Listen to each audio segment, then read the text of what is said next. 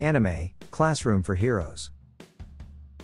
Continuing with episode 3, as usual, Blade was enjoying a large portion of curry. Arnest reminded him not to eat messily. Sophie then wiped Blade's mouth without hesitation, which made Arnest embarrassed. Thanks to the incident from yesterday, Claire and Jessica became closer to Arnest. They even wanted to have a meal together. Not only the two of them, but Kasim and Clay also joined for the meal. For some reason, the four of them were not wearing their usual uniforms. Jessica asked Blade for his opinion on her revealing outfit. Arnest then remembered that they had moved up to the top-ranked class starting today, so they were not wearing their usual uniforms. Blade commented that Jessica's outfit must be making her feel cold. Trying to seek attention, Leonard introduced himself to Claire and Jessica. Later, Arnest also remembered the news that the headmaster brought demon beasts to the school. However, Blade considered it a normal piece of news. Suddenly, all the students felt a strong tremor coming from nearby. It was probably caused by the demon beast they had just talked about. The demon beast that shook the school turned out to be a golden yellow dragon. The guards panicked and immediately called for the headmaster, as they believed only he could fight the dragon. Blade went to where the dragon was, holding a plate of curry in his hand. Fearlessly, Blade approached and jumped, knocking the dragon on the head to make it quiet. Other students were left speechless watching Blade defeat the dragon barehanded. Blade mentioned that the dragon was just a child and probably scared because it was brought here. He even offered his curry to the dragon. Blade then realized that the other students found it unbelievable that he could defeat the dragon. While still in confusion, the dragon behind Blade suddenly emitted a bright light and transformed into a human child. When Blade turned around, he was suddenly hugged by the child who called him father. Blade was unaware that the dragon had transformed into this child. Arnest kept telling him that the dragon had transformed, but Blade didn't believe it until Sophie said the same thing, which made him trust her instantly. Arnest got annoyed because Blade only believed it when Sophie said it. The child kept calling Blade father and asked to be hugged. He said he called Blade that way because his punch earlier was incredibly powerful. That night, Blade and the child were bathing together. The child informed Blade that her name was Chu Hullen and she wanted to know the meaning of that name. Blade replied that it was the name of a very strong warrior who always kept his promises. Shortly after, Arnest's voice was heard as she suddenly entered. She was embarrassed to see Blade bathing. She came to provide information about demon beasts, especially dragons. They were a species that sought power. When defeated, their bodies would perish, but a part of their soul wouldn't disappear. Instead, it would become a piece of information. Then, that soul would transform into another individual and mimic the appearance of the creature that defeated them. Blade began to understand why Chu transformed into a human child. Arnest learned that the child's name was Chu. Suddenly, Chu emerged from the curtain, revealing her naked body to Arnest.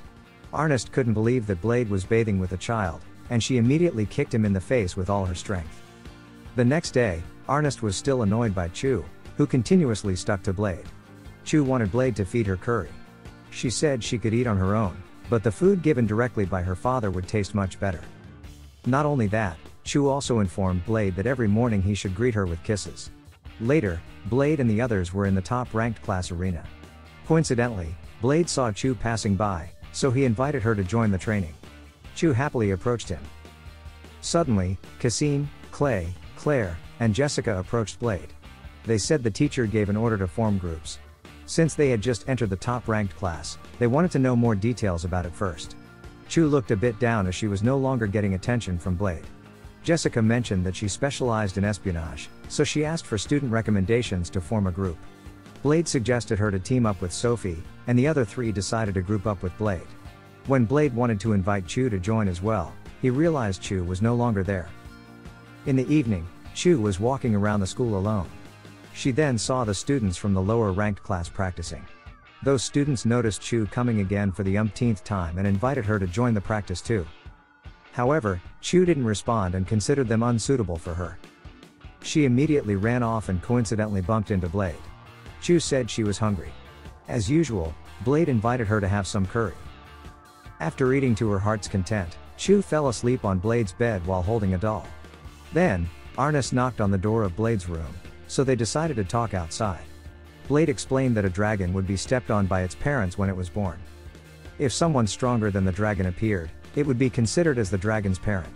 Since Chu considered Blade as her parent, she must have been alone since birth. Blade knew that they couldn't always act like a father and child, but if it wasn't like that, Chu would truly be alone. Arnest understood how heavy it was to always be alone, and she also understood Blade's feelings of wanting to take care of Chu. Arnest then called Sophie, who had been eavesdropping on them, and Sophie felt worried too.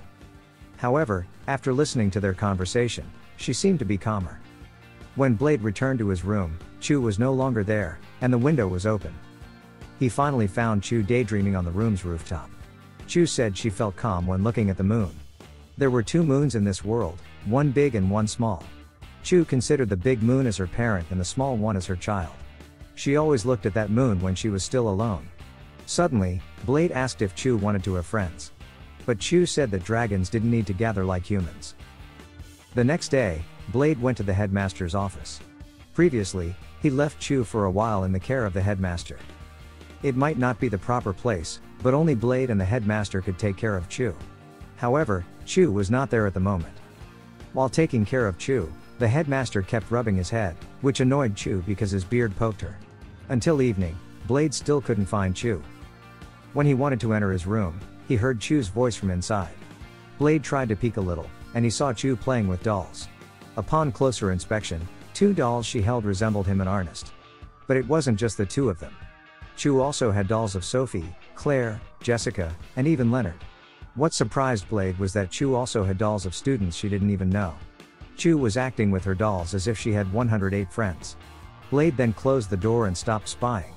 He felt like he had failed because he didn't realize it earlier. When he passed by Arnest, Blade didn't respond and just walked with a gloomy expression. Suddenly, Blade slammed his head against the wall. Arnest didn't know what happened, but she tried to stop him. After calming Blade down, she asked for an explanation. Blade then revealed that Chu wanted to have friends, but his instinct was against it. A dragon couldn't acknowledge a creature weaker than itself. To be recognized as Chu's friend, the person had to defeat her first. Blade felt utterly useless. Arnest also understood that Blade couldn't do it alone, he should have asked for help from others. After all, Blade was willing to help Arnest before, so why didn't he seek help in return? Arnest felt it was unfair. The next day, Blade and Arnest went to the lower ranked class arena. Blade wanted to ask for their help to defeat Chu in a fight. At first, they were unsure if they could win against a dragon.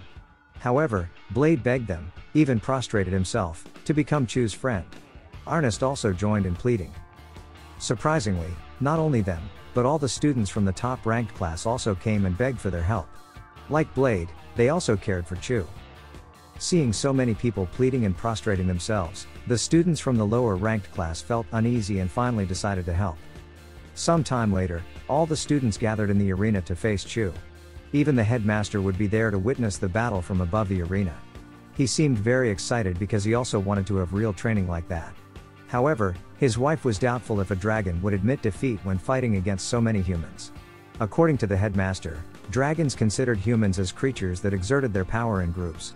For him, fighting in a group was not considered cowardly. The dragon thought the same way. Although the headmaster was enthusiastic about the fight, he was a little disappointed because he wouldn't see Blade in action. Of course, Blade wouldn't participate in the battle since he had already defeated Chu. Before the fight began, Blade tried to encourage Chu. He heard that Chu was trapped when captured before, so she didn't have a chance to fight properly. But this time, it was a fair fight. Blade wanted to show the true power of humans and also the true power of dragons. This is the end of episode 3. Thank you so much for watching. Don't forget to subscribe so you won't miss part 4 of this series recap.